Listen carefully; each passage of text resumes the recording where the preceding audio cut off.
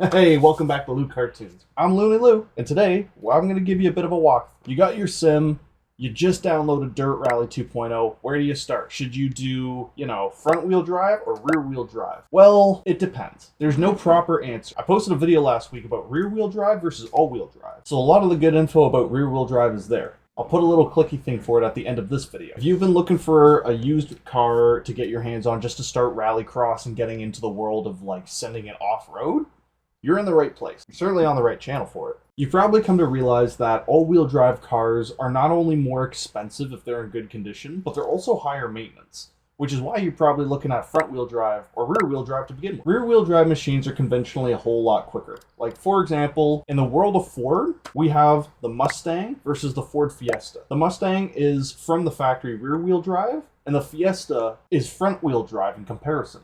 So you got two options. And besides the Focus Rally RS, Ford doesn't really make all-wheel drive cars. And I guess they're trucks as well, but that's besides the point. Now, yes, I need you to decide on your own which drivetrain is best for you, and I'll give you points to consider. Rear-wheel drive is excellent for teaching you throttle control and whatnot. And as I described in last week's video, if you have, differential. For front-wheel drive and all-wheel drive, they both have a single differential, okay? Rear-wheel drive, the differential is at the rear axle. Front-wheel drive, in comparison, is at the front axle. Now, for those of you who don't understand the difference between front and rear-wheel drive machines, it is very simple. You have a car. These two wheels, across them, they have a bar. And on these two wheels across them, there's another bar. The bar is connected to the wheels, and the bar and the wheels spin together. Each bar is called an axle. Traditional. It is a lot fancier than that, but that is just super simple layman's terms. Like you can see in the little depiction here. You drive it into a shop, you put it on a mechanic's hoist, he lifts it into the air, you start the car, put it in gear, and you floor it. A front-wheel drive car, only the front wheels are going to spin, both of them, on both sides. On a rear-wheel drive car, if you did the same thing, only the rear wheels would spin. Very, very simple, okay? In contrast, an all-wheel drive machine, like this Subaru is, all four wheels would spin. Now that we understand that, in a rear-wheel drive machine, if you're on the ground and you gas it, the rear wheels are going to spin, which means you're pushing the car from behind. In a front-wheel drive car, if you put it in gear and gas it, you're pulling the car, and it's a lot more stable as a result. Like, you can keep the wheel fairly centered, and it'll drive in a straight line. Rear-wheel drive, that's not so much the case. If you just put it in gear and floor it, you do what's called a burnout, and your back end goes all over the place, and you have to scramble with the wheel. So it's important to feed the throttle, okay? So right off the bat, that's one reason you might want to consider rear-wheel drive, is because it will teach you throttle control, which is a priceless skill, okay? So that's why we're starting with this Mustang. Usually in driving games, it's best to keep the camera right around here somewhere, or even like in the car at the cockpit wheel, or even sometimes like just above the roof if you're drifting. Very seldom is it actually beneficial to keep the camera behind you in the chase position like it is now, but for the sake of this video, so you can see what's going on, this is where I'm going to keep the camera. Now, this is an H pattern configuration, and this particular Mustang has 6 gears, okay? Obviously you got 3 pedals: clutch, brake, gas. This is go, this is stop. This disengages the engine from the wheels, so if I gas it, nothing happens, but if I gas it, keep it in gear, and then dump the clutch, we lurch forwards, okay? Shifting up, pretty simple. Clutch in, select your next highest gear, clutch out, and now you can go even faster. The higher the number, the higher the gear, the faster you go, okay? If you're a total noob, don't worry about all this crap. Only worry about this big dial is your engine speed in revolutions per minute. This number is your gear, which will essentially dictate your speed, and this number here is your speed in kilometers per hour, okay? Now, we are in a rear-wheel drive machine. So as we were saying, because when we apply the gas, it pushes the back end, we have to do a lot more wheel work, and we have to be a lot more mindful on what we're doing with the gas pedal, okay? You don't have to watch a bajillion tutorials about how to do this. Honestly, seat time is absolute gold here. Learning and tutorials will for sure help, but actually trying and messing around with it is what's going to be the best teaching. So here we're coming up to a square right turn, okay? We're in gear, as you can see. If I crank the wheel to the left, gas it, and then drop the clutch, you can see the car is going to spin just like that, and that is essentially a donut, okay? So that's, we're pushing the car. You don't always have perfect grip with the front. So when you're entering a turn like this, sometimes it's good to gas to get the back end to start to swing, and then you like kind of go back and forth on the throttle, like you feed it as need be. So you can give it an initial blip and then continue feeding it and be nice and smooth, okay? The more you press on the throttle, the more the back end's gonna swing and the faster you'll go. The more you let off the throttle, the slower you go and the more control you're gonna have, okay? I'll show you again here. So with this corner, you can see I'm gonna floor it just to get the back end to start to swing and then immediately let off and kind of feel the throttle and like sort of go back and forth if need be, but like moreover feed it, okay? There's a lot more technique involved with this than most other drivetrains.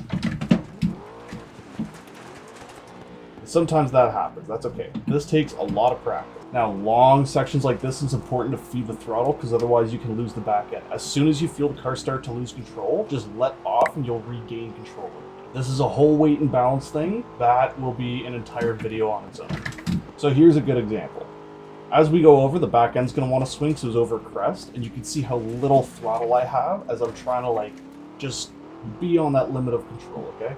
You need a balance of speed and control. That is literally the entire art of rallying. If you brake into a corner, you're going to have more control, but if you brake too hard, you're going to lose control because your wheels are going to lock up. Sometimes when you're going through a turn, you have to do what's called counter steer. So in cars, Doc does an excellent job at explaining to McQueen. If you're going hard enough left, you'll find yourself turning right. Both Doc and McQueen are rear-wheel drive machines. So a lot of the other characters in this don't actually get to experience what they are talking about, which is, in a sense, drifting. So here's an example. If I'm gassing it through this turn, my back end's going to swing around, I'm going to lose control, right? So if I'm gassing it to the point where my back end's kind of coming around, I actually need to do what's called a counter steer, which is steer the opposite direction. I'm turning left while my car is in a right-hand turn, if that makes sense. And to do this drift thing, it's a combination of, you not only need to counter steer and work the wheel, but you also need to work the pedal. Like, it's an entire thing in itself. Look, I'm learning too, I'm just yammering about what I do know this far. Sometimes there's certain situations like this, where if you actually apply the brakes while sliding in a turn, you'll get the car to rotate more. And yes, you're basically applying like gas and brake at the same time. Like you can see how it just spun around right there. This is what I'm talking about. You gotta feed the throttle. You gotta be smart with it. You gotta be nice with it. You gotta be disciplined. That's what rear wheel driving will teach you. Discipline. And there will be times when you're learning that you're actually not sure what to do. That is A-okay. Let go of the wheel. Don't actually. But basically what you gotta do is feel what the wheel's telling you. Like if I can feel the back end start to swing and I know I'm about to spin, don't death grip and panic and whatnot. That will do absolutely nothing for you. You actually don't let go of the wheel, but lighten your grip and feel what it's telling you. You have a force feedback wheel. We just finished talking about rear wheel drive and all that. Front wheel drive, in comparison, you could tell the difference between front and rear wheel drive, or even all wheel drive, by the little icon that's down. The arrow's forwards, so the highlighted wheels are the ones receiving power. So we were talking about where the differential is placed and where the power is put out on a rear wheel drive and how the diff is on the rear axle. Well, in front wheel drive, it's the other way around. The diff is on the front axle, so it's the front two tires that spin when you push the gas pedal down, okay? Now, one thing I forgot to mention while grappling with the Mustang is that when the time comes, you gotta pull your e-brake. Quite often in a rear-wheel drive car, actually pretty well all the time, you need to push in the clutch to disengage the engine from the wheels whenever you pull it. Brake pedal applies brakes to all four wheels, but usually, in most cases, the brake bias is mostly on the front wheels because that's where most of the weight of the vehicle is. So your e-brake is just for the rear wheel. So it essentially allows you to adjust brake bias manually on the fly. That's the whole point of the e-brake. So again, on a rear wheel drive, you have to clutch in whenever you pull the e-brake, but on a front wheel drive, you can gas it and leave everything engaged when you yank on it because the rear wheels are just free spinning anyway, so that doesn't really matter. Typically, front wheel drive cars are also considerably slower than rear wheel drive cars. So again, normally, whenever you drive, you should probably have your camera here or here. But for the sake of this video, we're doing chase cam just so you can see what's going on. But right off the bat, with the front wheel drive car, it feels a lot heavier and a lot more sluggish. It's because there's just simply not as much power. Like, this is meant to be a daily driver. Now, you can get some pretty zippy front wheel drive cars as well. Like the Fiesta ST, oh my goodness. Like, that car flies. It's actually kind of scary. We talked about the e-brake, where when you pull it, it basically locks up the back. Shift locking in a front wheel drive car is an entirely different ballgame. So just like I did there, instead of getting the rear wheels to lock up and slide around, you can temporarily get the fronts to lock up and slide around, but only the fronts, if that makes sense. So in a front wheel drive train, shift locking is like the opposite of a handbrake turn. Now, all things considered, when it comes to front wheel drive or rear wheel drive and which might be best for you, the perks of front wheel drive is that it's a lot easier to drive. Like, it's a lot more forgiving. It's a lot more understeer though. So you can see, like, sliding through that corner and like getting a greasy sideways action there is kind of hard in comparison. But this is a lot easier to control. So let's see if we can do a Scandinavian flip here. Downshift, shift lock, and yeah, you can see how much more understeer it is. Instead of the back end swinging out, the car just didn't want to rotate at all. And then accelerating through here, you can literally just floor it and like manhandle the steering wheel, and everything will just kind of work itself out. You don't have to worry about the back end running away on you. Yeah, so these things are basically just gigantic metal lawn darts. So whenever you lift, turn, and brake, it's a very pronounced effect. But it's very stable as well, which is quite nice, because whenever you gas it, it's weird. In a front-wheel drive car, if you're in trouble and you need to get out of it or accelerate, you can just push down on the gas pedal and usually it'll straighten you out and everything will be fine. That is not the case with a rear-wheel drive machine. If you gas it, you're going to get yourself into more trouble. So it's about, I don't know, like it's a completely different driving style. And there are lots of people out there who firmly believe that if your eventual goal is to start driving all-wheel drive like rally machines, then you should be like learning and starting out in a front-wheel drive because they're more similar in that sense, which to a degree is true. However, in a front-wheel drive machine, throttle control and weight transfer is incredibly important, and there's an aspect of that you're just simply not going to learn if you only stick to front-wheel drive, which is, I guess, a little sad in that sense.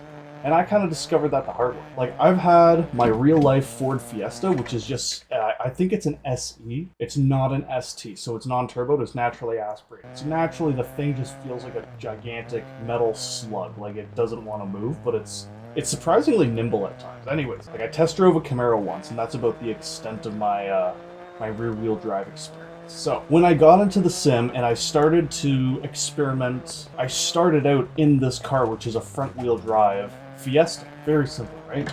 But then I started working my way up. I went to the R5, like the all-wheel drive Fiesta, and then I also went to other all-wheel drive machines like the in-game Subarus. There's countless of them. There's also the RS200, like a Group B car.